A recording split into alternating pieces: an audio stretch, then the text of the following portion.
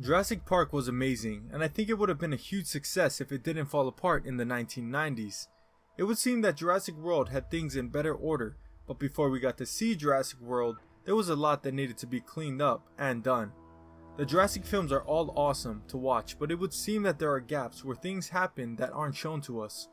One of these situations that we don't get to see is how they recaptured the Queen of Jurassic Park.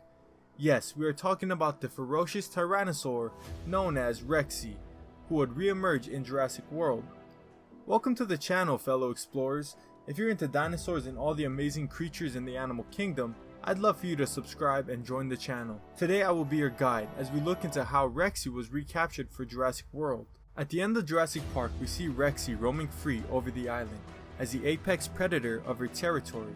As the biggest predator on Isla Nublar, she lived as a ruler with no other predators able to challenge her, and she would remain at the top of the food chain for quite some time.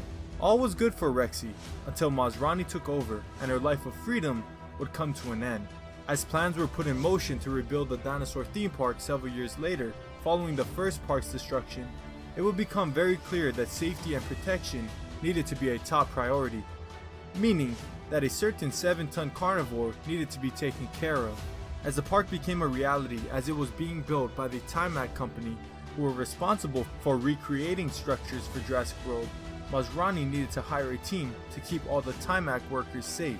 Masrani would turn to someone who has shown great results previously with helping round up dinosaurs. Masrani brought back Vic Hoskins to take charge of safety operations to recapture dangerous assets. Previously, the two had been acquainted when Masrani brought Hoskins on to recapture the pteranodons who were set free at the end of Jurassic Park 3. Hoskins and his squad tracked the pteranodons to Canada, where they were trying to make their new home, but Hoskins and his team were able to capture and bring back every single one. With a track record of success, Masrani brought Hoskins in to keep things running as smooth and safe as possible. This meant that while Timac was building the new exhibits and structures, Hoskins and his team needed to protect them. With all the dinosaurs running wild on the island, this was certainly necessary. First up on Hoskins' list would most likely be to capture and secure one of the most dangerous carnivores on the island, Rexy, the tyrannosaur. Hoskins and his team would track the apex predator down and tranquilize her, bringing her back to her new secured enclosure. Sound too easy? Well, most likely because it was. Now we all have been able to see what these carnivores could do, and they've never been the easiest to control and contain, let alone capturing one of the most powerful carnivores of them all.